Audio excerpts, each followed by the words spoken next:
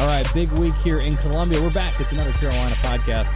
I'm your host, Pearson Fowler. You can catch me weekdays on the home of the Gamecocks, 107.5 The Game from 12 to 1. With me, as always, to break down a huge week in Columbia, Wes Mitchell, Chris Clark of Gamecock Central. You know him. You love him. And we're really excited because it's been a little bit of a doldrums here since the end of spring practice for South Carolina. But South Carolina had a huge and unexpected commit. 5-star running back MarShawn Lloyd, going to talk about what the implications of that are for South Carolina. And we're recording this on a Friday, the first day of a huge recruiting weekend for South Carolina. And by the time you listen to this, hopefully these guys will be on campus, and we'll have a full recap for you next week. But guys, let's start with the first, the biggest, the most exciting news, an actual commitment. No more speculation, I guess, up until, of course, the day that he actually has to sign his letter of intent. But MarShawn Lloyd, 5-star running back out of Maryland, becomes the first 5-star running back the South Carolina has signed since Marcus Lattimore signed here, the second 5-star commit of Will Muschamp's tenure after Zach Pickens. This was huge. And, guys, it didn't seem like anybody really knew this was coming. No. Memorial Day surprise for South Carolina. Definitely caught fans and media by surprise, but just making some calls afterwards. I don't think there were a lot of people in the coaching industry that were really anticipating it either, to be quite honest with you. The interesting thing was South Carolina felt all along like they were in it. Georgia, South Carolina, Clemson, and Penn State were in it. Really, Maryland was in it. Take Clemson out of there, and really at the end of the process, it was Georgia, South Carolina, Penn State, Maryland in there a little bit too because they got a bunch of ties.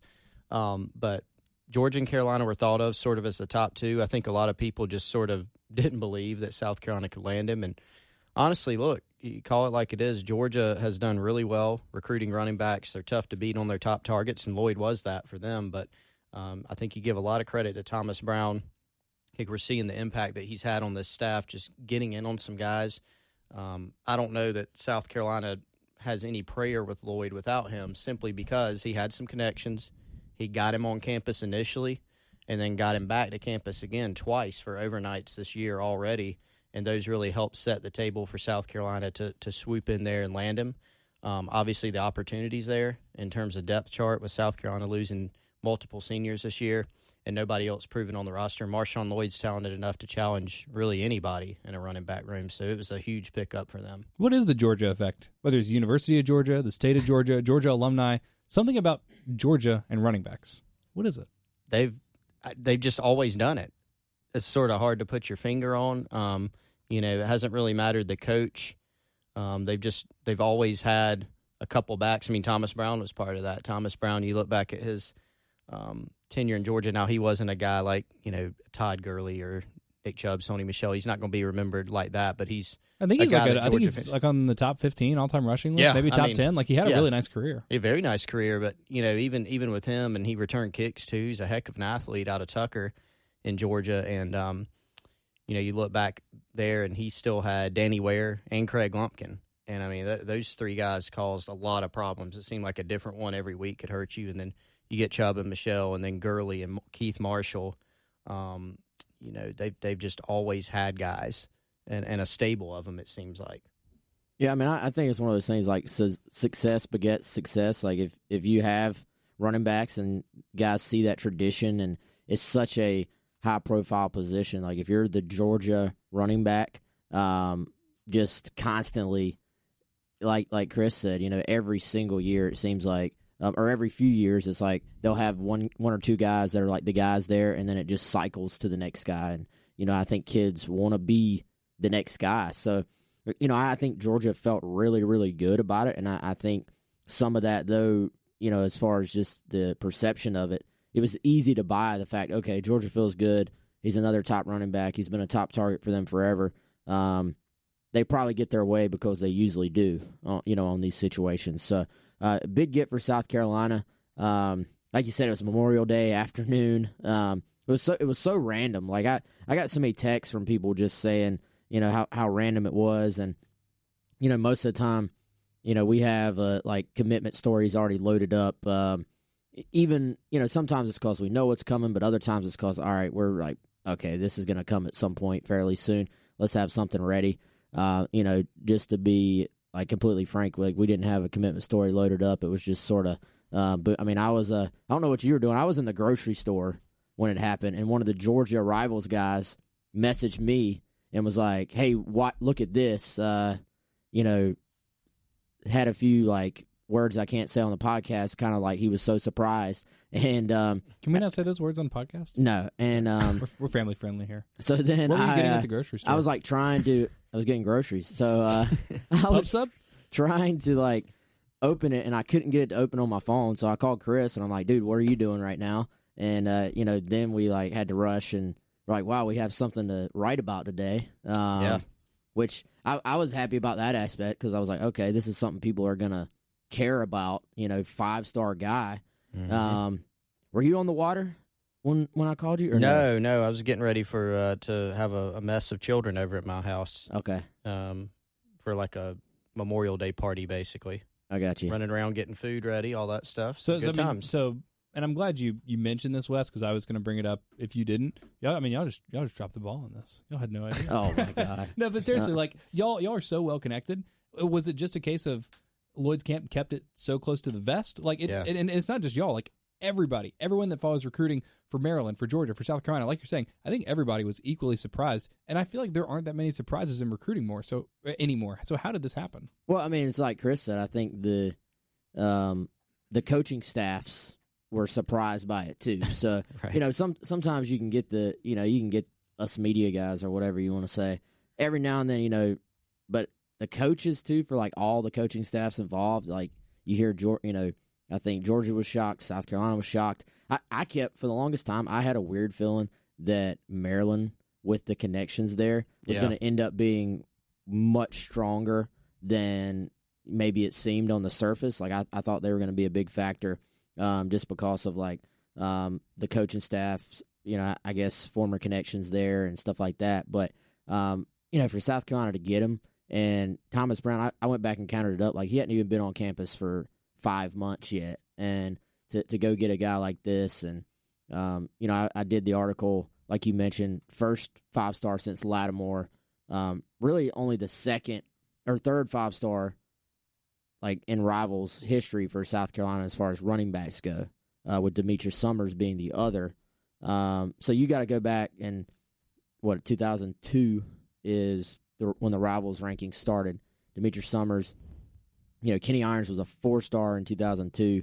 Then in 2003, you had Demetrius Summers as a 5-star for South Carolina. So in that entire span, there's like 10 dudes, including MarShawn, that are 4-star or higher that signed with South Carolina. So I don't think we necessarily realize, or I didn't realize until I started looking at the actual numbers, how rare it's been for South Carolina to get that true elite back. Now, obviously, you can go back before Rivals era, George Rogers, Harold Green, Brandon Bennett, guys like that, Deuce Staley, that were elite type running backs. But as far as since the rankings era sort of has begun, it's been very rare for South Carolina to get these truly elite national backs. Mm-hmm. Well, let's talk about him a little bit more specifically, because obviously we can say he's 5 stars. So obviously he's projecting to be a stud for South Carolina. But just, from what you guys have gleaned and, covering him a little bit and now covering him a little bit more and probably talking to his coaches a little bit more, just about, the kind of kid he is, his running style. He's listed at 5'10", 200, so seems to be, a solid kind of back. But what do you see in terms of projections? Chris, I won't make you do a player comparison, but just how does he project for South Carolina? Yeah, he's a really interesting person and prospect. So just from a on-field standpoint, you mentioned the size. So he's 5'10", 200. He looks, really solidly built. He's got a big, powerful lower body. He's built well. And so when you look at him, you may not think he can move like he can, but this is a guy who he can make guys miss in space, or he can run over you. He's got speed, he's got burst, he's got vision. And so he's really just, talked to somebody the other day who actually played against him in 7-on-7 this summer, and they just raved about him and said, this guy's a total package. He can catch the ball out of the backfield and, was even playing corner and safety in 7-on-7 setting. So he can move around really well. He's got good footwork, but he's got that powerful base too.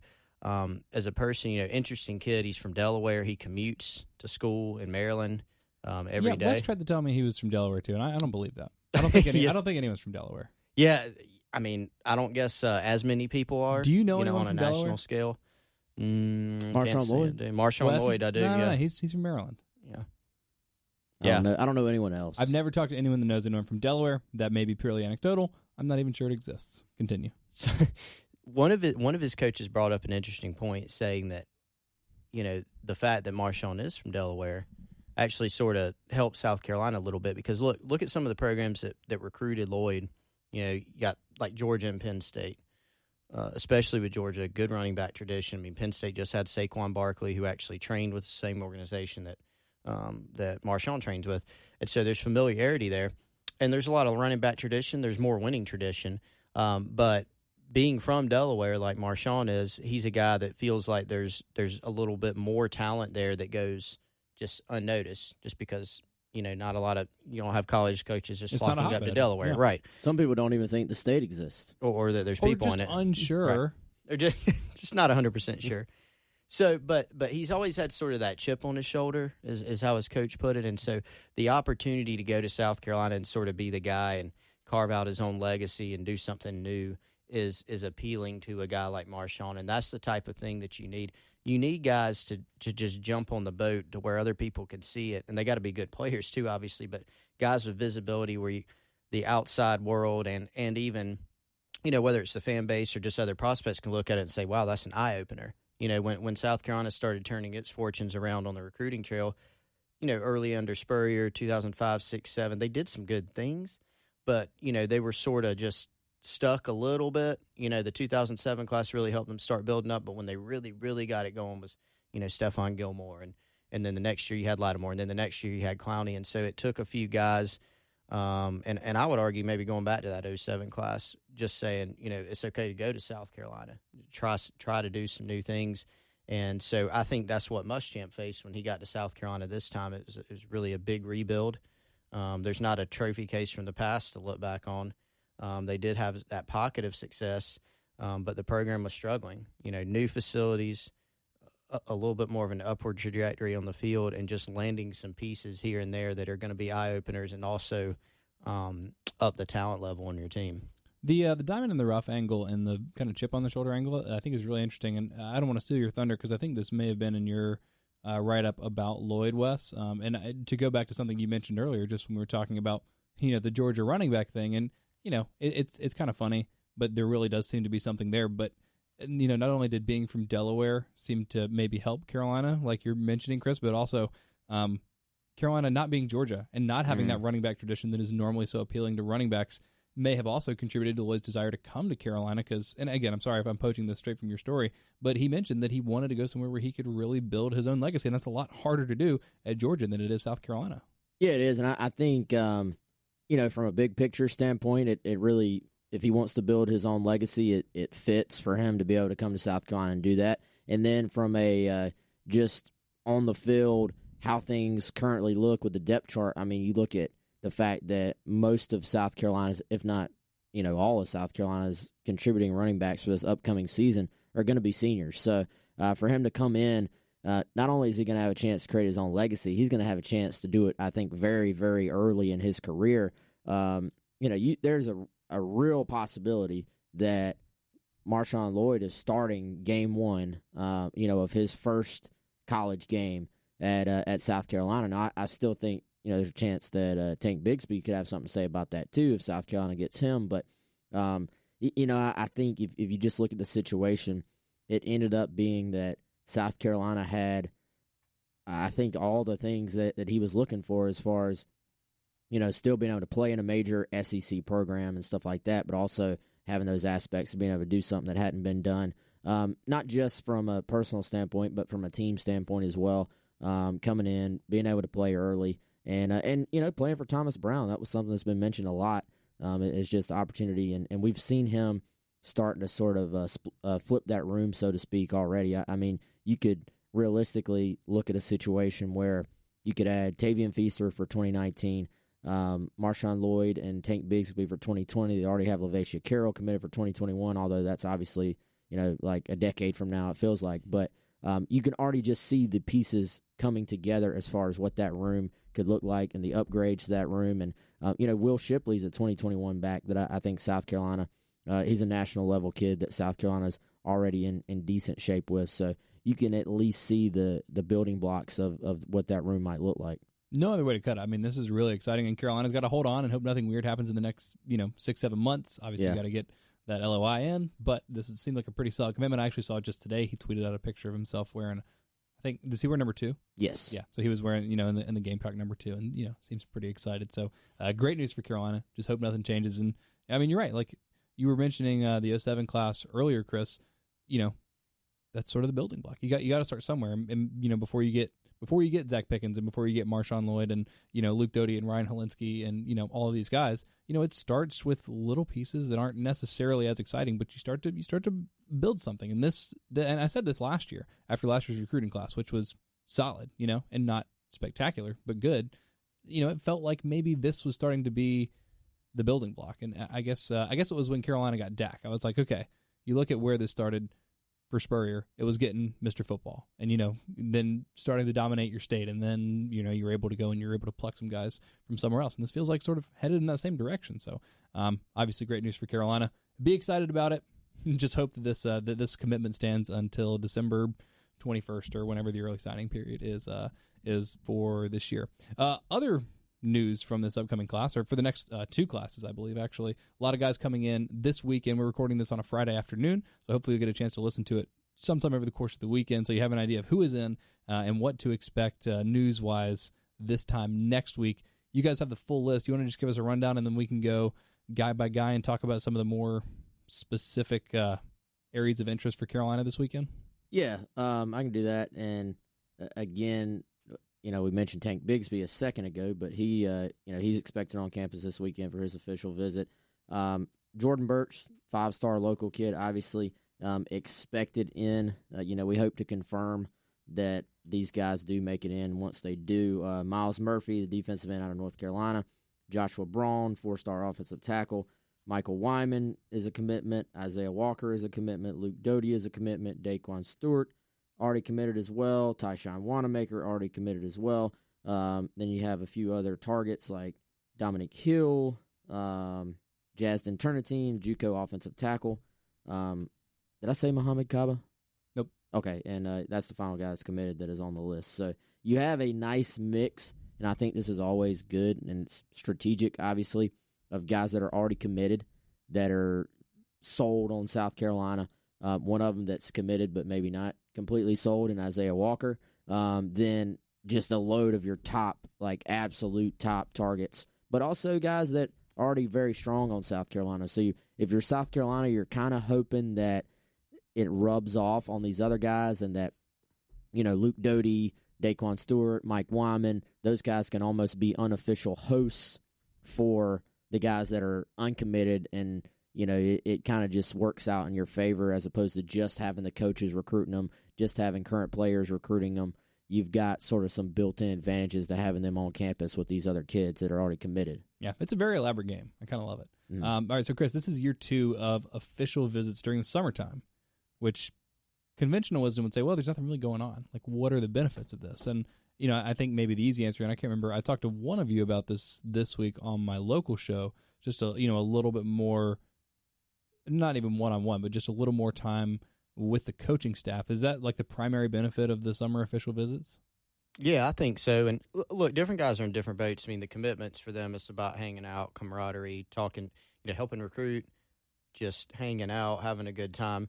A guy like Tank Bigsby, who's been to campus several times, he's not going to go and do a bunch of facilities tours and sit down with academic people. I mean, they may do some of the academic stuff, but, I mean, for him, it's much more about comfort level, FaceTime with coaches.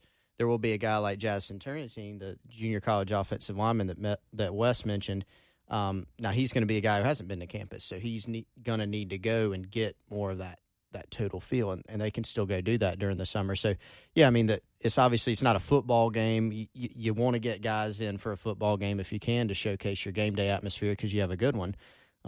There's a little bit more, activity with students, when school's full go in session, but there's still plenty for these guys to do around Columbia. They do a good job of scheduling activities for them of different sorts, and then you've always got all the different things they need to see.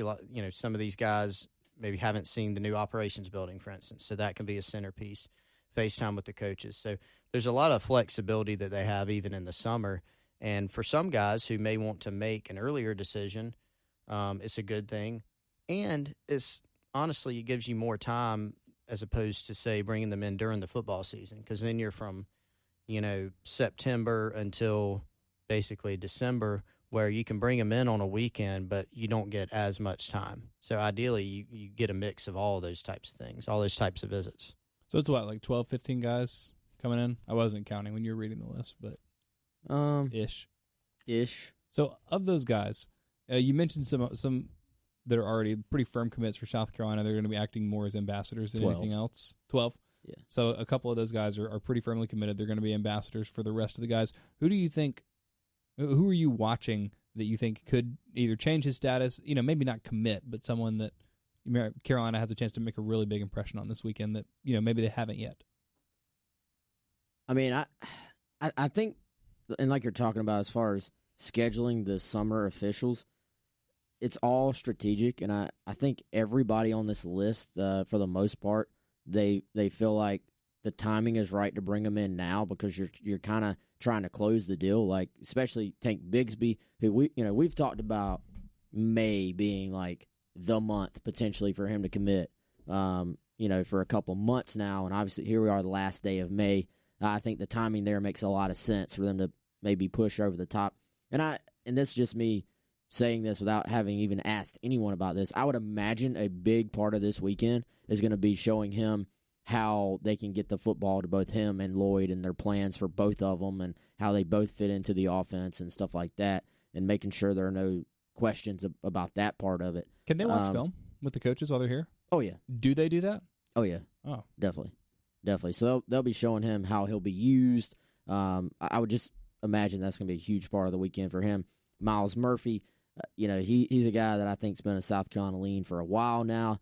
This could really push him over the top. You look down at a guy like Dominic Hill, I think is really South Carolina's had the edge there as well, had a great unofficial visit. They could push over the top with him. Jasden Turrentine, if they push for him this weekend, I think they could push over the top.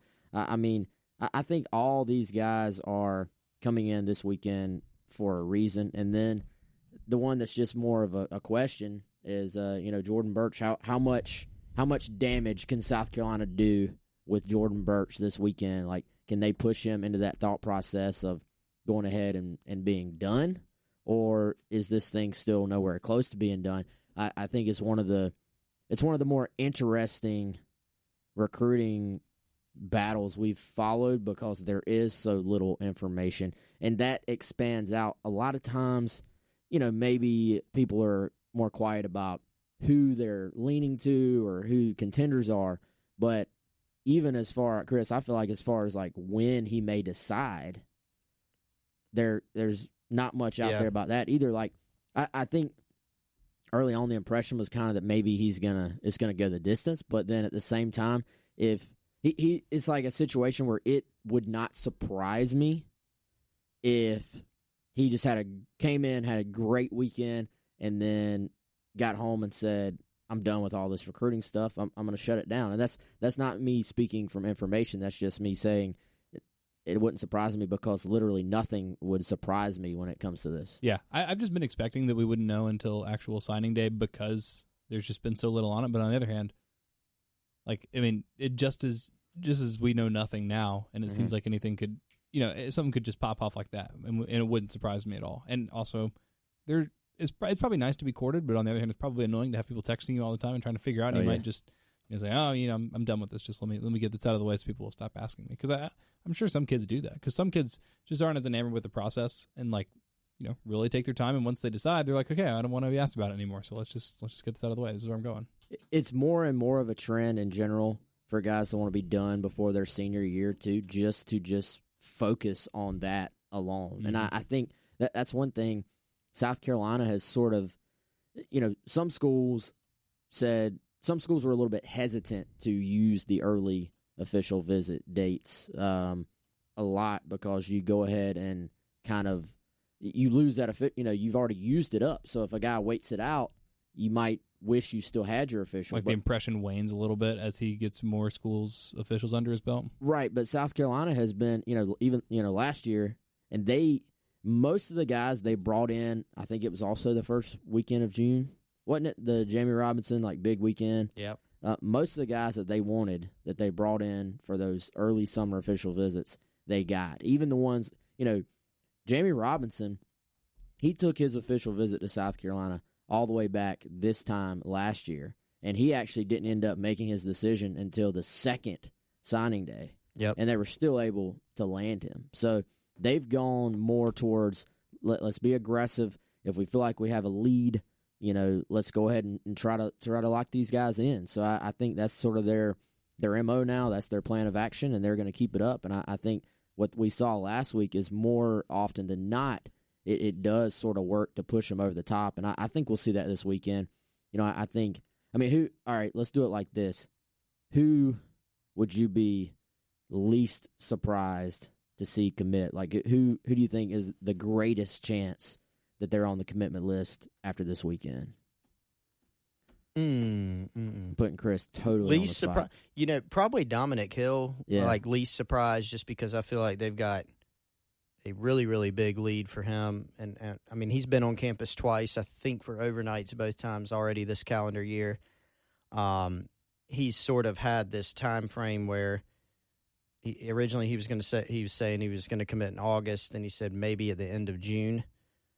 Now he's not quite as sure, but he still wants to commit early, and so to me that maybe makes some sense. But it could be a few guys really. But if I had to say, I'd probably pick him. Well, let me double put you on the spot, and then I'm going to get Wes. Okay, 2.5. Oh, an over under. Yeah, I would go under. Is that a fair still. over under? It's fair, I think. You think you would take the under though? Yeah, I would take the under. I guess I skew a little more conservative towards those things, because sometimes what happens on the visits is, a guy maybe tells you he's coming, but he doesn't announce until later. So I guess if you're asking who's going to commit this weekend, on Sunday or during the weekend. And what does a commit even mean? It's all about signing day, right?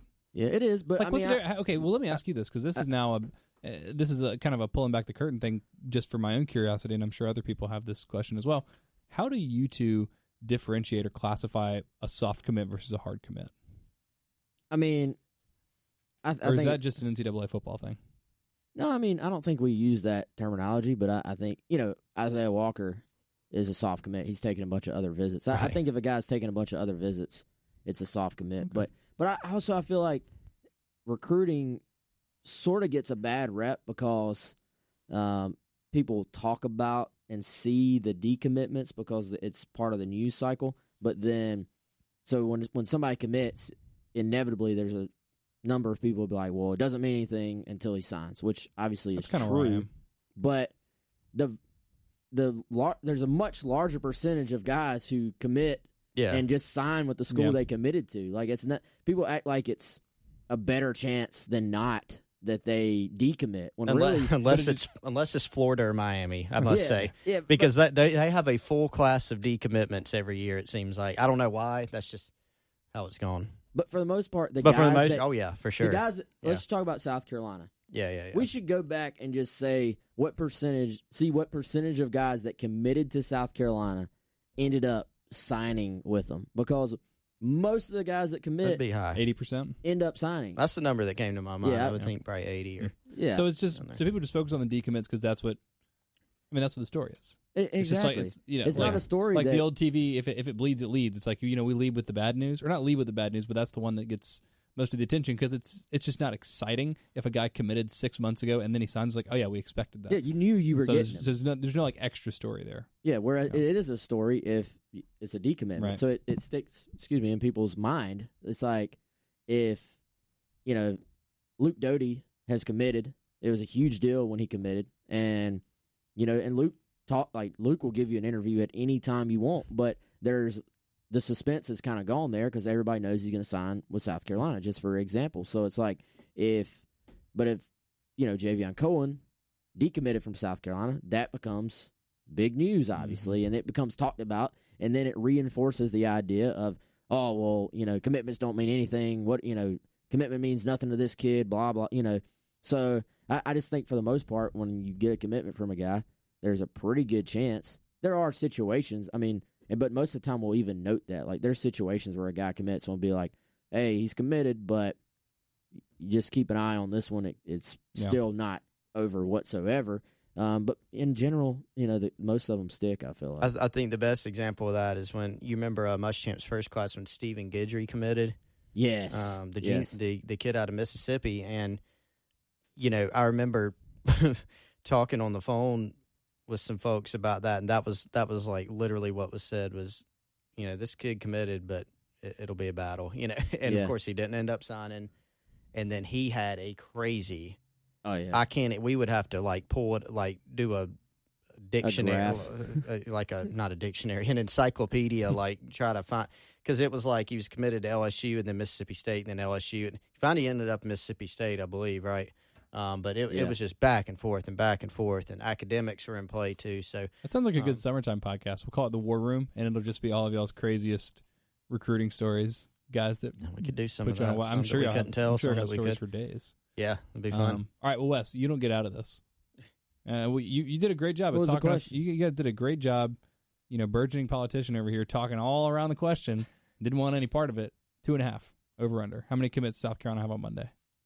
Okay, so I was going to ask, it's got to be this weekend? Or yeah, just after this weekend. How many guys are leaving Columbia, or at least leaving campus? For the guys that are in town, publicly committed. Yeah, and put it on Twitter. I'm taking my talents to South Beach.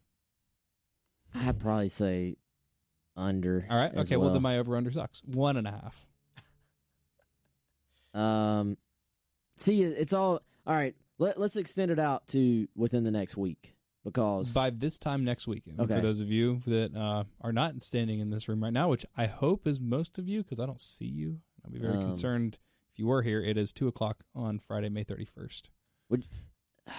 Would you go over at that point? Still or go no? under. Okay, if so it's 1.5, and you say a week from now, then I think I'll go over. Okay, great, cool. So that's how you set an over under, folks. I fixed my first line. 2.5 was too high. 1.5 is just right. I got 1 over, 1 under. There you go. Who are your two? I don't have to say that. Okay, all right. But I would Such say a politician. Yeah. I would say. Let me answer that question with another question. I would say Dominic Hill, again, like he said, and maybe Miles Murphy. I think it's maybe. Yeah, makes sense. The next, he or Jasden. See, I'm more playing the percentages that Hill will commit, and then 1 out of Murphy, Turnitine, or Bigsby will go public. So Bigsby's close. I think so. I think the question there is what does this Lloyd commitment truly mean? Well, that and because Bigsby was gonna be the guy in that class as far as running backs. He was the guy that was okay, you can come in and have a chance to start day one. Now he's not we're talking about, and I think Wes, you and I talked about this on Tuesday. Yeah, it's not like they're 12 spots difference or 15 or whatever in the rivals ranking. It's not like Lloyd's so much better than Bigsby necessarily. I think they're different. But all of a sudden, you're a little bit more behind the 8 ball. And in some ways, maybe that takes a little bit of pressure off Bigsby. Maybe he feels like he can come in and it's okay, if I don't have 1,100 yards from scrimmage my freshman year, I can share carries with this guy. Mm-hmm. And maybe there is more appeal to that, knowing that, thinking, hey, instead of me needing to rush for 1,000 yards, Lloyd and I, our freshman year, we'll combine for 1,600 yards, and we'll just be good. I think it's sort of a matter of, winning versus personal legacy. And for Lloyd, that seems to be more, that worked in Carolina's favor, that he seemed, I don't want to say more concerned, but he clearly cares about how he's perceived. And I think in some ways it's a really good thing, because that's a guy that is going to come in there and he's going to work relentlessly to be the best that he can be. Now for Bigsby, it's if he wants the same thing, does that create tension, or does that create healthy competition? Or maybe he's someone that's let's just come in there and be thunder and lightning. Yeah, and I think, Chris, I think I know where you're about to go with this. The fact that these things do not happen in a vacuum. Mm-hmm. And if you land a guy, that affects other teams' recruiting. And in this case, Georgia was a massive contender, as we talked about, for Lloyd. Thought they were getting Lloyd, and that was going to be their, top back in this class, and then they don't. So what happens then as far as their running back recruiting? Tank Bigsby, obviously, is from the state of Georgia. I mean, do you think that's who they turn up the heat up? I mean, they could. I mean, I've heard some rumblings about that.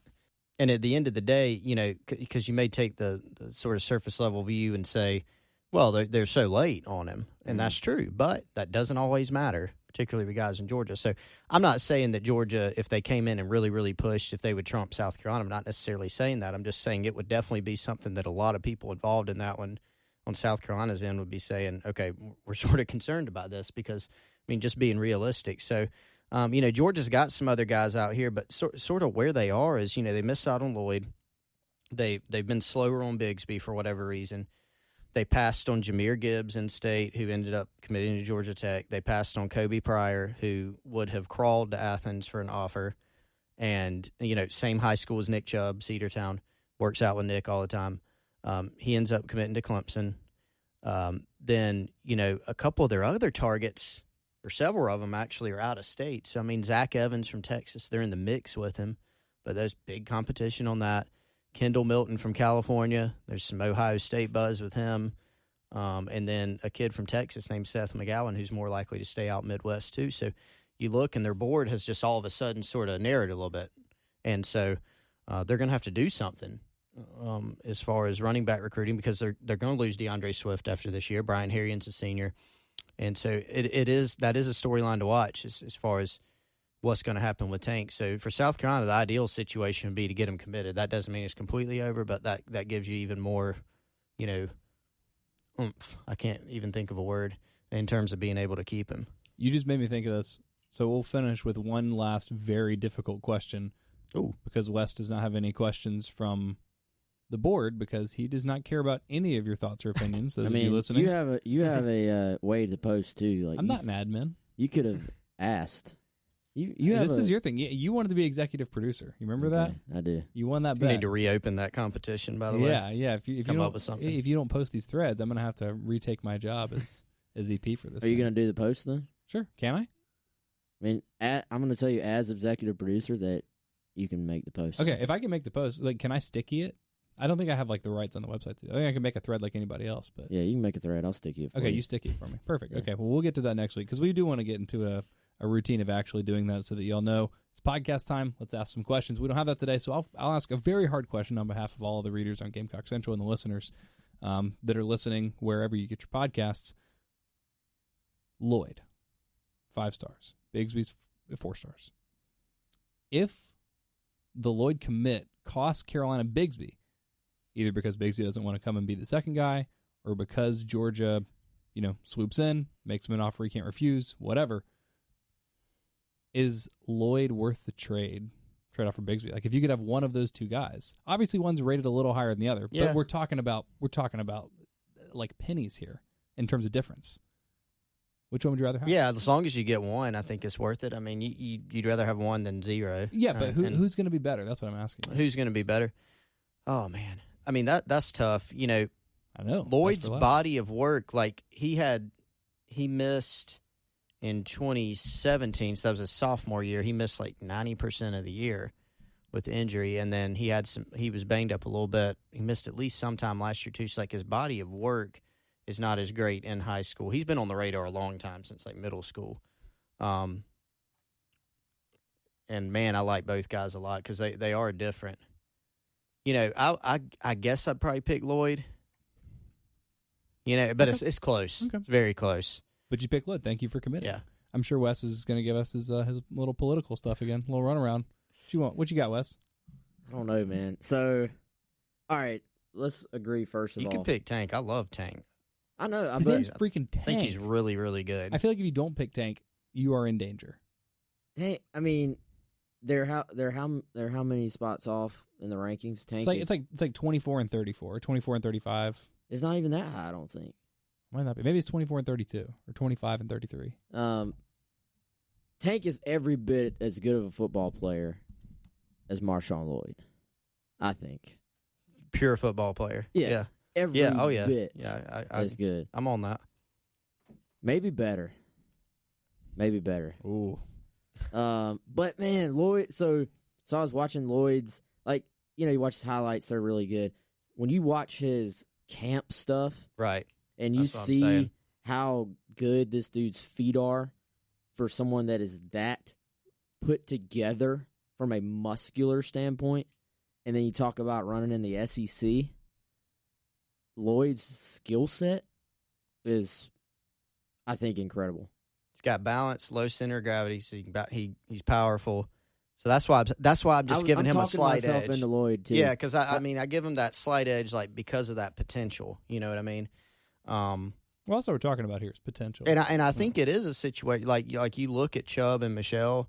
Those are two different looking backs, and they do different things. And Georgia fans still argue about who was better. I was just reading a thread about that the other day. No question, Nick Chubb was better as a running back, but Michelle got drafted first, so right. And so some people said no, Sony Michelle was better. But that's a bad argument. And then it depended on the year. That's because the NFL is all about need, the NFL is all about fit, and the running back position is a dime a dozen in the NFL. That's no way to assess who's a better running back. Well, I mean, both those guys did some different things, and so I think Lloyd is a little bit more the Chubb, and Tank's a little bit more the Michelle. If that makes sense. So I think if I need a guy to grind out the final drive of a game when they know I'm running the football, I think Lloyd's my guy.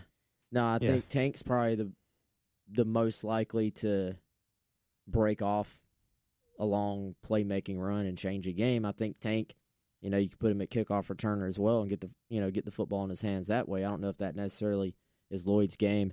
I mean, you can't go wrong with either, but I would go Lloyd since I know you're going to make me decide. Of course I am, because that's my job. But you'd rather. I'm glad. I would say both with Lloyd. This is good. This is good. You'd rather have them both, obviously. Yeah. And then if the question is, I think a very interesting question is if South Carolina signs both of these backs, and it may be the same answer, but if South Carolina signs both these backs, who is the starting running back? Game one. Do we know who they opened with in 2020? I'm sure we do. I don't know. Game 1, 2020. Who is South Carolina starting running back? And I don't know. Who knows? They'd love to have that problem. Well, yeah, so because you're in business if you get those two. If I told you 5 years ago that Carolina was talking about possibly having two and legitimately having a discussion about which one of these guys would you rather have, if I told you that 5 years ago, would you have called me stupid, laughed in my face, or been like, yeah, that makes sense? I would have said, wow, they're doing what they... Well, Muschamp wasn't here yet. Yeah, 5 years ago was 13. No. If you told me that when Muschamp was hired, I would probably believe it, but I'd be like, okay, Muschamp's doing exactly what he sought out to do, and that's to actually get true SEC caliber players. But, I didn't realize until I started looking at those lists, the running back position. I guess I knew, but I hadn't seen it, displayed by numbers. The fact that there's only been 10, quote, elite backs, 4-star or higher, to sign with Carolina in that time period. Well, I think it's 9. I think it's 10, including Lloyd. And Bigsby would also be in there. Yeah, he would be 11th if that were to happen. And they haven't had a 4-star running back, 4-star or higher, since David Williams in 2013. Let's just hope these guys are better than David Williams. So it's one of those things, unnecessary shot there. Oh, it's not an unnecessary shot, but David Williams wasn't as productive as people would have expected him to be based on the fact that he was a 4-star running back. That's true. Didn't even finish his career here at Carolina. I don't know. It's a position that has traditionally been hard to get guys at South Carolina, and I think in recent years, because more and more guys used to want to be the guy, but recently they've become more and more open to the idea of, 2 running backs sharing carries, not sort of getting all that tread on their tires, so to speak. So you're seeing more and more of the top guys go to just the elite programs, I feel like, because they're saying it's not a bad thing if I don't start day one. So I think that's contributed to, you look at the backfield that Alabama has, they're 3-4 deep every year. Georgia's 3-4 deep. And I think the mindset of football players specifically the running back position has sort of shifted the last maybe 5-6 years. Any way you look at it, great position for Carolina to be in. And, you're exactly right. This is things going pretty much exactly as planned, pretty much best case scenario. I know, on the football field, people were a little sad that there wasn't more improvement. There seemed to be a little bit of stagnation in the on-the-field product. But in terms of what Will Muschamp's doing on the recruiting trail, there's no other way to look at it. He is doing exactly what he came here to do, and in a similar timeline. This is really, really good, and a huge weekend for Carolina, obviously. So we'll keep you posted on that. Check out Gamecock Central for all the updates throughout the course of the weekend and next week until we get together. And also, if you like the podcast, if you want us to keep doing it, remember to rate, review, subscribe, share with your friends, sign up for the Gamecock Central newsletter. That's a great way to get all the info. You don't even have to pay for that. You just sign up for it, and they send it to you every morning. You just have to wake up. Yeah, that's all you have to do. You just have to wake up, which some mornings is harder than others. It's a little bit easier when you know you got a great newsletter stuck there in your mailbox waiting for you to read it. I just developed our tagline, like our motto. All you got to do is wake up. All you have to do is wake up. All you have to do is wake up. I mean, you don't even have to. Well, I mean, you need to wake up like in a physical sense, because if you didn't, then you would be dead and couldn't read it. But I mean, it's sent out early in the morning. But if you want to read it later in the day, that's the beauty of email. Yeah. Like, it stays in your inbox. Is that how email works? Yes. You don't have to read it immediately. It doesn't self-destruct. Yeah, so it's not a Snapchat. Right. Yeah. But hey, I do think it's worth mentioning for this weekend that before we go, because it just kind of got me thinking. You were talking about how everything's sort of going to plan recruiting-wise. Yeah. Like, this weekend, I feel like is just massive as far as being able to continue that momentum. Because if you look at all the guys we just talked about, and, 5 of them are already committed, 6 of them are already committed. If you add in the uncommitted guys, or even just most of the uncommitted guys, to what they already have in this class, just from this weekend, then the momentum and the upgrades the talents you're adding. I mean, you're talking about possibly adding a Jordan Birch to a defensive line that added Zach Pickens last year. Like, that is pretty close to unprecedented for South Carolina. As great as those defensive lines were when they were really, really good at South Carolina, it was a mix of, like, Jadeveon Clowney versus Devin Taylor, 2 or 3 star guy who was better than we thought. But to actually truly add 2 5-stars potentially on the defensive line, that's just not something we've seen at South Carolina. So this weekend, it could be one of those that you look back on when we're doing the podcast, like, years from now, and say, hey, that weekend was massive for South Carolina's future success. Yeah, this could be basically the Marcus Lattimore class that we look back on for the Will Muschamp era. And we can talk about in the future us can talk about how we did this podcast today, talking about We can even go back and listen to it if we wanted to. We could. And if you guys want to keep up with all the insider stuff on Gamecock Central, which is going to be plenty of that, again, huge week, so there's going to be a lot of stories written in the next week or so. GCPOD is the code you can use to get 1 month free of all the insider goodies on Gamecock Central. I told you this is going to be the last question. We just got breaking news like 20 minutes ago. And this isn't exactly what we do, but officially, via Greg Sankey, the commissioner of the Southeastern Conference, the SEC has lifted the ban on stadium-wide alcohol sales with restrictions, sources say. Effective date is August 1st. There you go. This year. Yep. What'd you think? I think South Carolina will jump. I don't think South Carolina will jump on it immediately, to be honest with you. Yeah. Why would they take advantage of another opportunity to make money? That would be stupid. Saying. Jump on in. You know what? I think this would be a great step. I'm all in also on starting a revenue stream of having advertisements on the college jerseys. Yeah, like they do for soccer or basketball. Like they do for soccer. Yeah. 100%. And we're talking about... Just make sure the students don't see any percentage of that profit. Well, that's what I'm saying. We've talked about that's the student athletes. Compensation for players has been a topic we've talked about, and possibly adding in, if EA Sports bringing back their game, maybe you give the players a percentage from using their likeness there. Obviously, it's going to change the dynamics if you're giving the players some of that money. And a lot of the money that, like, we talk about how much money these schools bring in, but a lot of times they're turning right back around and spending it as well on stuff like football ops building, for example. But I mean, I'm sarcastic about it, but there is a very small percentage of schools that actually make money on athletics. Right, because you're turning right back around and spending it. Mm-hmm. But I saw Major League Baseball has discussed putting ads on their jerseys, much like, or no, excuse me, the NFL discussed it, much like soccer does it, and I think that's something and the NBA started doing that's coming. The NBA has done it. Yep. College football, put a little patch on there, sell it, and then every single player would have it, and then let's start to use that as a small revenue stream that's additional, so it doesn't change any of your other financials. It could be an additional revenue stream that could then go to the players. Is it the most ideal, perfect way in the world to do it? Obviously not, but to me, it would be a nice step forward. Wes is such a maverick. He's like really, this has been the most political podcast he's ever done. Avoiding answering questions, giving great forward-thinking ideas. That's not actually what politicians do, but, ideally that's what politicians do. Talk about ideas and then don't do it. Yeah, I'm talking about something that I can't actually do, so I am a politician. Yeah, this is very political. Okay, that means we're officially We're gonna getting get in off trouble the, soon. yeah, we're getting in trouble. Our We're officially thread off is the about to rails. be deleted. Yeah. yeah. Thank you guys so much for listening. Like I said, rate, review, subscribe. It helps us a lot. If you like what you hear and you want to hear more of it, that's the best way to make sure this thing keeps going. We'll be back next week with a full breakdown of what should be a very eventful and exciting week in the recruiting world for South Carolina. We'll talk to you next week.